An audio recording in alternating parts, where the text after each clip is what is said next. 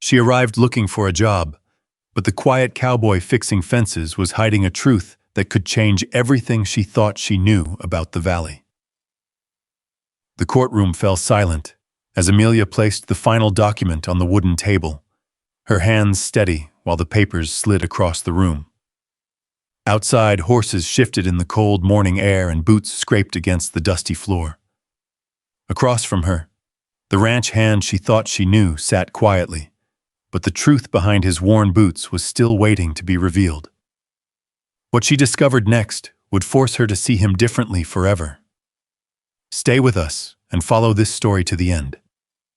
The first thing Amelia Brooks noticed about Willow Creek Valley was the silence, not the peaceful kind, the kind that came from a place where every person had learned to watch their words. The wagon wheels rolled slowly over the dry Montana road, sending small clouds of dust into the cold morning air. The mountains stood far beyond the valley, their peaks covered in white, watching over miles of open land, wooden fences, and scattered ranch houses. Amelia sat quietly on the wooden bench of the wagon, one hand resting on the small leather suitcase beside her. Inside that suitcase were 3 dresses, 2 old books, a few personal letters, and the worn notebook her father had kept for years. She had carried it all the way from Tennessee, not because it was valuable, because it reminded her that numbers mattered, that records mattered, that the truth could be written down even when people tried to hide it. The wagon stopped near the center of Willow Creek. The driver looked back at her. "You sure this is where you want to get off?" Amelia looked toward the town. A blacksmith shop stood near the road. A small general store had a faded sign hanging above its door. A few cowboys sat outside a wooden building that served as a saloon. "I'm sure," she said. The driver nodded and helped her lower the suitcase. "Good luck, Miss Brooks." Those words followed her after he left. Good luck. People often said that when they meant something else, when they knew the road ahead would not be easy. Amelia spent the next several hours asking for work. At the first ranch office, the man behind the desk looked over her papers. "You can read and keep accounts?" "Yes, sir." He tapped the paper with his finger. "You have experience?" "I worked with a schoolmaster. I helped manage supplies, payments, and records." The man looked uncomfortable. Then he folded the paper. "We're looking for someone else." She heard the same answer twice more. At another ranch, the owner barely looked at her. At a supply company, the clerk told her they already had enough help. By sunset, the coins in her pocket felt heavier because there were fewer of them. Amelia walked towards a small cafe near the corner of the street. A wooden sign above the door read, "Martha Collins' Kitchen." The woman behind the counter was older, with silver hair tied back neatly. She noticed Amelia standing there with her suitcase. "You look like someone who has been told no too many times today." Amelia almost smiled. "I suppose I have." The woman placed a cup of coffee on the counter. "Then sit down before you hear another one." That was how Amelia met Martha Collins, and it was the first kindness she had received in Willow Creek. Martha listened while Amelia explained why she came west. When Amelia mentioned she was looking for bookkeeping work, Martha glanced toward the window. "There is one place still looking." "Where?" "Hayes Valley Ranch." Amelia followed her gaze. Far beyond the town, the ranch buildings sat beneath the mountains. "They need someone to manage their records, so the notice says." Martha wiped the counter. "But be careful." "Why?" The older woman hesitated. "Because Hayes Valley has been a good ranch for a long time, and good places can still have bad things hiding inside them." The next morning, Amelia rode out toward Hayes Valley Ranch. The road stretched for miles. She passed open fields, grazing cattle, and wooden fences running along the hills. When she arrived, the first person she saw was a man repairing a broken fence post. He wore an old canvas shirt, worn boots, and a brown hat pushed low against the sun. He did not look up immediately. He finished hammering the post into place, then he stood. "You looking for someone?" His voice was calm, not friendly exactly, not cold either. I'm here about the accounting position.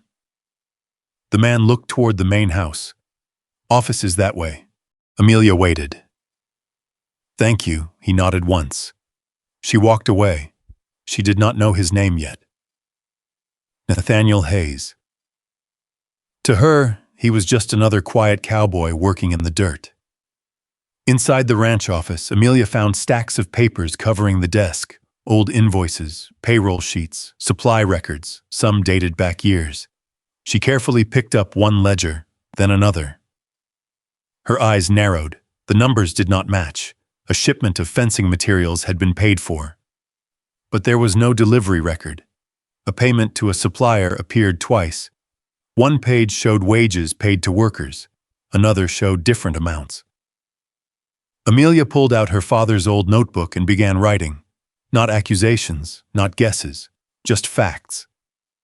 After nearly an hour, she heard footsteps. A man entered the office wearing a clean coat and polished boots. Unlike the cowboy outside, this man looked like he belonged behind a desk. Miss Brooks? Yes, Edwin Mercer. He smiled politely. I manage Hayes Valley Ranch.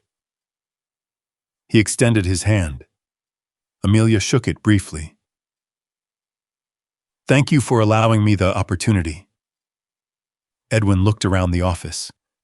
I understand you have experience with records. I do. Good. His smile remained, but his eyes moved toward the papers on the desk. You should understand something about this ranch, Miss Brooks. She waited. Many people work here. Many people have opinions. But numbers can become confusing when too many voices interfere. Amelia looked at the ledger in front of her. Numbers are usually clearer when they are complete. For a moment, Edwin said nothing. Then he smiled again. A little slower this time. I'm sure you'll learn how things are done here. He walked toward the door. Before leaving, he stopped. Just remember, Miss Brooks. She looked up. You were hired to record what you are given. The room became quiet after he left. Amelia looked back at the open ledger. Outside the window, the Montana wind moved through the fields. Somewhere in the distance, a horse moved against the fence line. She placed her pen back on the paper. She had come to Willow Creek looking for a job, a chance to start again. But now she understood something. She had not walked into an ordinary ranch. Someone had been hiding something, and the numbers were beginning to tell the story. Amelia Brooks sat alone in the ranch office long after the sun had disappeared behind the mountains. The oil lamp beside her desk burned low.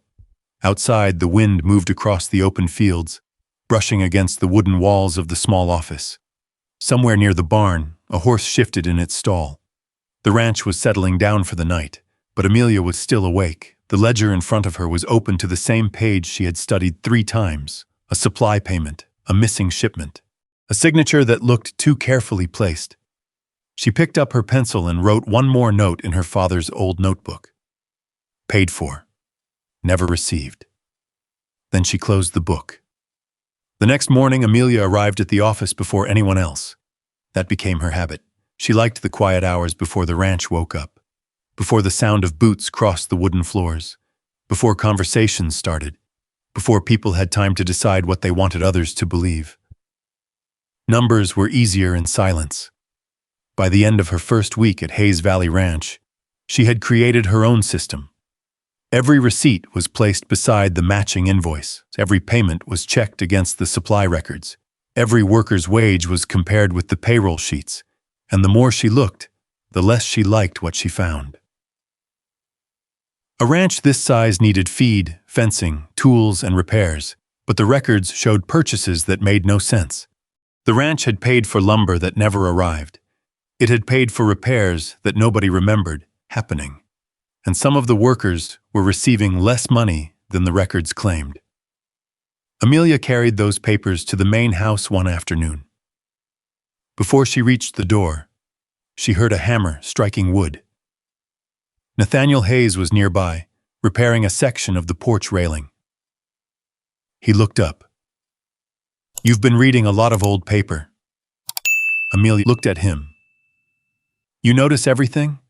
Nate placed the hammer down. On a ranch, you notice things, or they break before you can fix them. She looked toward the house. Do you know much about the records here? A pause. Just long enough for her to notice. I know enough to know when something doesn't feel right. That answer stayed with her. Not because it explained anything, because it sounded like a man who had been watching for a long time. Later that day, Amelia's wagon wheel loosened while she was returning from checking the storage sheds. She barely made it to the edge of the yard before the wheel tilted. Before she could step down, Nate was already walking toward her. Hold still. I can fix it. I didn't say you couldn't. He knelt beside the wheel. His hands were rough from years of work. The kind of hands that belonged to someone who knew wood, iron, and animals better than most people knew books. Within minutes, the wheel was secured. Amelia looked down at him. Thank you. Nate simply nodded. You should replace that bolt soon. You always give advice without explaining. A faint smile crossed his face. Usually, for the first time since arriving in Willow Creek, Amelia almost laughed. Almost. That evening, she stopped by Martha Collins's kitchen. The cafe was warm and smelled of fresh bread and coffee. Martha placed a cup in front of her. You look like you found something. Amelia looked into the coffee. I found questions. Martha leaned against the counter. That's usually how trouble starts. Amelia did not answer, because she knew Martha was right. 2 days later, while searching through older records in the storage room, Amelia found a locked wooden cabinet behind several boxes of old ranch supplies. Inside were documents covered in dust, land papers, old agreements, letters. She carefully unfolded one document. The handwriting was older than the others. The signature at the bottom caught her attention. Nathaniel Hayes. But this was not the signature of a ranch hand. It was the signature of someone who owned something. Amelia looked closer. The papers showed land transfers around Willow Creek Valley, large pieces of land. Pieces that had once belonged to Hayes Valley Ranch. But the names on the documents did not match anyone she knew. Some companies listed as buyers did not appear in any local records. Her fingers tightened around the paper. Someone had not only been taking money, someone had been taking land. She heard footsteps outside. Quickly, she placed the papers back. The door opened. Edwin Mercer stood there. His expression was calm. Too calm. Finding anything interesting, Miss Brooks? Amelia closed the cabinet. Just organizing old records. Edwin looked at the dusty papers in her hands. I see. The silence between them lasted a moment too long. Then he stepped closer. Miss Brooks, this valley has survived because people understand their place. She held his gaze. And where is my place? Edwin smiled politely.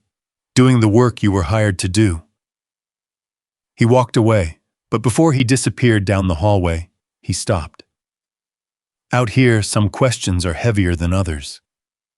Amelia stood alone in the storage room. The old documents felt heavier in her hand. That night, she returned to her small cabin near the ranch, but sleep did not come easily. Through the window, she saw someone standing near the far fence line. Nathaniel Hayes. He stood beneath the moonlight, looking across the ranch, not like a worker checking the property, like someone remembering something that belonged to him. Amelia watched him for a moment. Then she stepped away from the window because for the first time, she wondered if the quiet cowboy she met on her first morning was hiding something too. The thought stayed with Amelia Brooks long after the lamp beside her bed had burned low. She had learned something about people during her years working with records. A person's words told you what they wanted you to hear, but their habits told you who they really were. And Nathaniel Hayes had habits that did not belong to an ordinary ranch hand. He knew which fences needed repair before anyone reported them.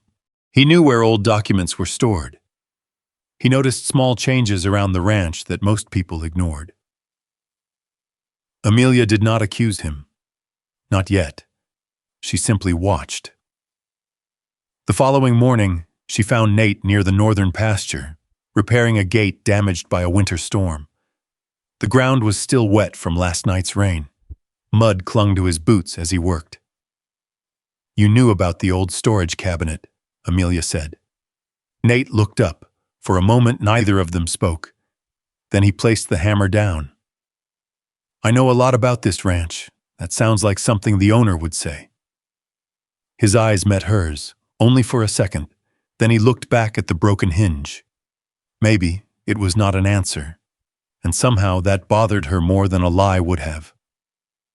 Later that afternoon, Amelia continued searching through the records. The land documents troubled her more than the missing money. Money could be earned again. Chand was different. Land held memories. Families built homes on it, raised children on it, buried loved ones beneath it. She spent hours comparing the old agreements with the current ranch maps. By sunset, she had found 3 separate transfers, all signed during Edwin Mercer's time as manager, all involving companies she could not trace. The next morning, she walked into town to visit the county records office. The building was small, with wooden shelves and stacks of papers tied together with faded string. The clerk behind the desk adjusted his glasses, looking for something specific. "Miss Brooks, I need information on land transactions connected to Hayes Valley Ranch." The clerk hesitated. "Those records belong to the owner." "I understand." She placed a small notebook on the desk. "I'm only asking what is already public." The clerk studied her for a moment, then disappeared into the back room. When he returned, he carried several folders. The names were there, but the details were incomplete. Someone had been careful, too careful. When Amelia returned to the ranch that evening, the sun was disappearing behind the mountains. She found Nate sitting outside the barn. A tin cup of coffee rested beside him. "You went to town," Amelia stopped. "How did you know? Your horse had dust from the eastern road." She looked down, then back at him. "You notice everything." Nate looked toward the fields. "Someone has to." She sat on the wooden step several feet away from him. For a while, neither spoke. The ranch sounds filled the silence, a horse moving in its stall, the wind passing through the grass, a distant hammer from the workers finishing the day. Finally, Amelia said, "Why do you care about this place so much?" Nate looked at the valley. Not at her. Some places are worth protecting. That answer felt familiar, like there was a story behind it, but he was not ready to tell it. Neither was she, not yet. A few days later, winter arrived early. The mountains turned white overnight. The road leading toward the northern pasture became difficult to travel. Amelia had gone out to check supply records when a sudden snowstorm covered the trail. Her horse slowed. The wind grew stronger. She tried to guide the animal back toward the main road, but the storm made every direction look the same. Then she saw a small cabin ahead. A light was burning inside. It was Nate's cabin. He opened the door before she could knock. For the first time, Amelia saw surprise on his face. "Come inside." She stepped in. The cabin was simple: a wooden table, a small fireplace, a shelf filled with books, not the kind of books a ranch hand usually owned. Amelia noticed. Nate noticed that she noticed. "You read a little." She looked at the shelf, more than a little. For the first time, he almost smiled. The storm continued through the night. They sat near the fire with cups of coffee warming their hands. The silence between them felt different now. Not uncomfortable, just unfinished. Amelia looked toward the flames. "You always live like you don't belong anywhere." Nate stayed quiet. Outside, snow tapped softly against the window. Finally, he said, "There are things a person loses that take a long time to find again." Amelia looked at him. She wanted to ask what he lost, but something in his voice told her not to. Not yet. The next morning, the storm passed, but the trouble at Hayes Valley Ranch was only beginning. When Amelia returned to the office, she found several papers missing from her desk. Not many, just enough. The documents about the land transfers. Someone had been inside. That afternoon, Edwin Mercer arrived at her office. He closed the door behind him. His smile was polite, but his eyes were not. "I hear you've been asking questions." Amelia kept her hands steady on the ledger. "I ask questions because I work with numbers." Edwin stepped closer to the desk. "Some people come into a place and think they understand it." Amelia looked directly at him, and some people spend years hoping nobody will. The room went quiet. Edwin's expression changed slightly, only slightly. Then he smiled again. "Be careful, Miss Brooks." She watched him leave. That evening, rumors began spreading through Willow Creek. People whispered that Amelia was causing problems, that she was digging into matters that did not concern her. By morning, some workers avoided speaking with her. Others looked away when she walked past. The woman who had arrived hoping to build a new life suddenly felt the ground shifting beneath her. Then came the final blow. Edwin called her into the main office. Her papers were already packed. Her suitcase sat beside the door. "You are no longer needed here." Amelia looked at him. "Because I found something you did not want found." Edwin did not answer. He simply opened the door. "You forgot something, Miss Brooks." She picked up her suitcase. "What?" He looked at her calmly. "This place was never yours." Amelia stepped outside. The cold wind moved across the ranch. For a moment, she stood there alone. Then she heard footsteps behind her. Nathaniel Hayes. He walked across the yard, not behind her, not watching from a distance, beside her. And for the first time, Amelia understood something. Whatever secret this quiet cowboy carried, he was finally ready to stand with her. Amelia Brooks stood beside the old wooden fence with her suitcase in her hand. The wind moved across Willow Creek Valley, carrying the smell of snow and pine from the mountains. Behind her was Hayes Valley Ranch, the place where she had arrived with a small bag, a few coins, and the hope that hard work would be enough. Now she was leaving. Not because she had been wrong, because someone had decided the truth was inconvenient. Nathaniel Hayes stopped beside her. For several seconds, neither of them spoke. The ranch continued around them, workers moving cattle, a wagon rolling toward the barn, the sound of horses against frozen ground. It was an ordinary morning, but nothing about it felt ordinary. "You don't have to leave," Nate finally said. Amelia looked at him. Edwin made that decision. No. His voice was quiet, but he thought he did. She studied his face, the same calm expression she had seen since the day she arrived. The same man who repaired fences, carried heavy tools, and disappeared into the background whenever people walked by. But now something was different. He was standing beside her, not as a worker, not as someone watching from a distance, as someone choosing a side. "What are you not telling me, Nate?" The question hung between them. He looked toward the main house, then toward the valley beyond it. For years, he had walked those fields pretending they were not his. For years, he had listened while men made decisions about land they did not own. Now the time for silence was over. "Come with me," he said. Amelia hesitated. "Where to town?" She looked at him carefully. "Why?" "Because Edwin Mercer is about to tell everyone a story." Nate picked up his hat. "And we're going to tell the truth first." The meeting was held at the Willow Creek Town Hall, a small wooden building near the general store. By noon, almost everyone in town had heard something was happening.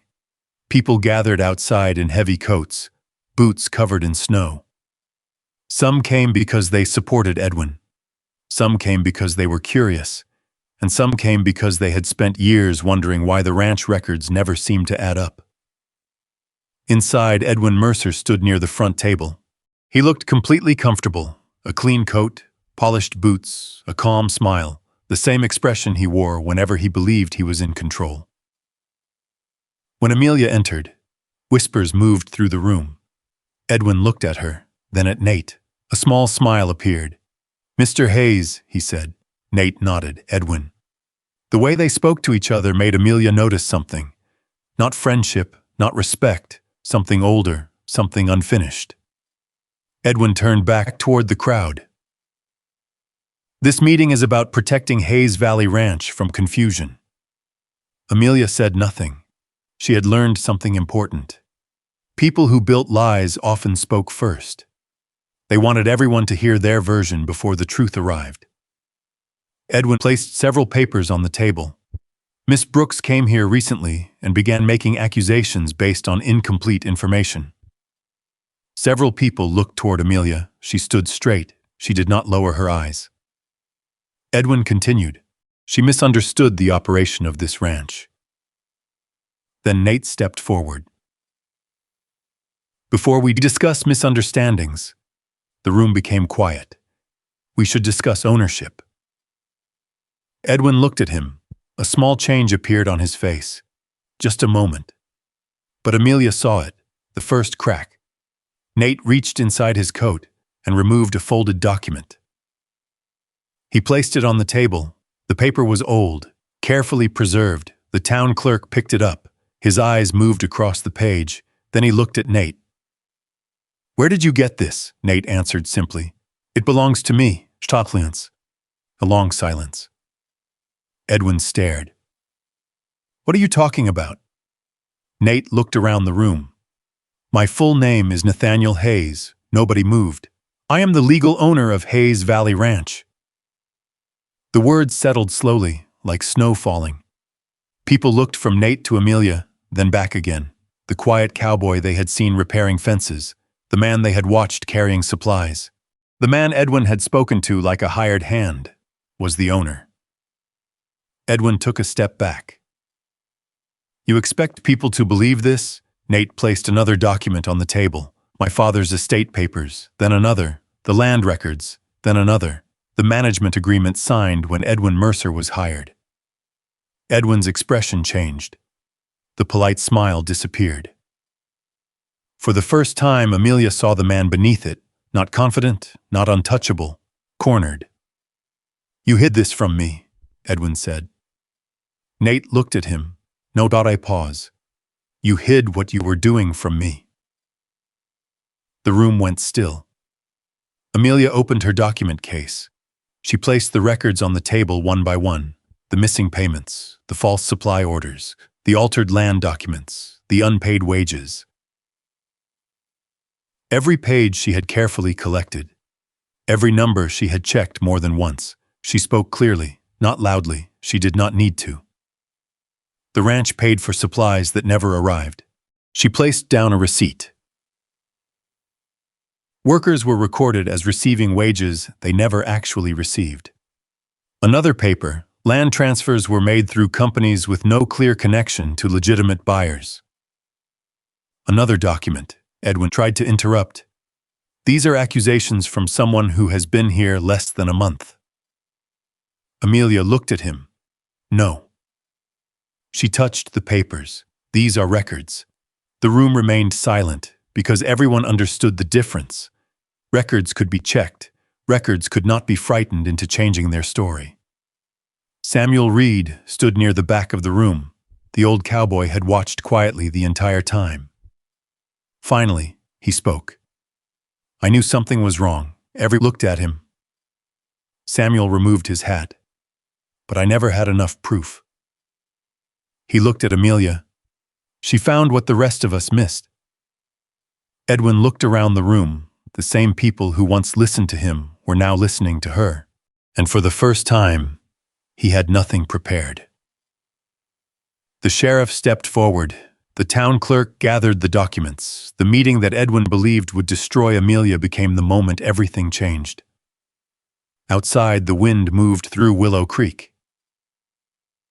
Inside, the truth finally had a voice.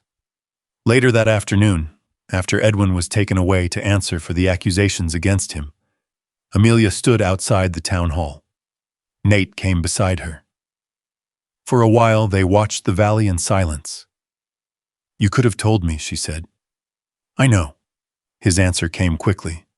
No excuse, no defense, just honesty. Amelia looked at him. "Why didn't you?" Nate looked toward the mountains. "Because I needed to know if you believed in the ranch." He paused. "Or the man who owned it." She looked away. The answer hurt a little. But she understood, because she knew what it felt like to want someone to see you before they saw what you had. Nate lowered his voice. "I should have trusted you sooner." Amelia held his gaze. "Yes." A small silence passed. Then quietly she added, "But you finally did." For the first time, Nate smiled. Not the small smile she had seen before. A real one. And Amelia realized something. The secret was never just that he owned half the valley. The greater truth was that the quiet cowboy she thought had nothing, had been carrying an entire world on his shoulders. For several days after the meeting in Willow Creek, the valley felt different, not louder, not more dramatic, just different, like a long-held breath had finally been released. The snow began to melt along the fence lines. Small streams of water moved through the fields, cutting paths through the frozen ground. The mountains still stood tall above the ranch, but the weight that had hung over Hayes Valley Ranch for years was finally beginning to disappear. Nathaniel Hayes had never wanted a celebration. He never gathered people around to hear his name. He never stood in the center of town asking anyone to recognize what belonged to him. Instead, he went back to work. The first thing he did was call every ranch worker together. Samuel Reed stood beside him in the yard. Martha Collins came from town to watch. Even Rebecca Hayes arrived from Denver after receiving her brother's letter. Amelia stood near the barn with her notebook in hand. She watched as Nate spoke to the men who had worked the land for years. "I know what happened here," he said. The workers remained quiet. "I know some of you lost money that should have been yours."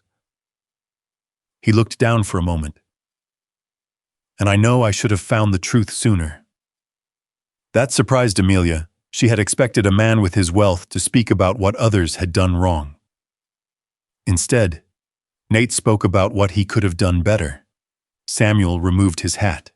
"That small gesture said more than words," Nate continued. "Every missing payment will be reviewed.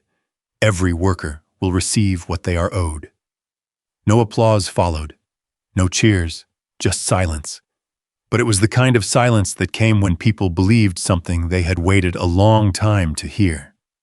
The weeks that followed were filled with paperwork, the same kind of paperwork that had nearly destroyed the ranch. But now the numbers were honest. Amelia sat in the ranch office every morning with fresh ledgers spread across the desk. She checked every receipt, every payment, every supply order. Nate would sometimes leave a cup of coffee beside her papers without saying anything. She noticed he always placed it on the right side of the desk, the side where she kept her notes. "You remember everything, don't you?" she asked one morning. Nate stood near the doorway. "Not everything." She looked at him. "Just the things that matter." For a moment, neither of them spoke. Then Amelia returned to her ledger, but the small smile on her face stayed. One afternoon, Nate asked Amelia to ride with him. They followed a narrow trail beyond the northern pasture. The valley opened beneath them. From the hilltop, she could see the entire ranch, the barns, the fields, the long fences stretching toward the mountains. "This is where my father used to stand," Nate said. Amelia looked at him. He came here every evening. The wind moved through the grass. He believed land was not just something a person owned. Nate paused. He believed it was something a person was responsible for. They stood quietly. Then Nate looked toward a small cabin farther down the hill. "My father built that place first." Amelia followed his gaze. "It's still standing?" "Yes. Why didn't you tear it down?" Nate looked at the old cabin. because some things should not disappear just because they are old. They walked there together. Inside, the cabin was simple: a wooden table, a small fireplace, old tools hanging on the wall. But there was something else: a stack of papers carefully stored in a drawer. Amelia looked at them. "What are these?" Nate opened the drawer. "My father's plans." She read the first page. It was not about expanding the ranch. It was about building small homes for working families. A place where people who worked the land could have something of their own. "He wanted this?" Nate nodded. "He never finished it." Amelia looked around the small cabin. "You kept the dream alive." Nate looked down. "I tried."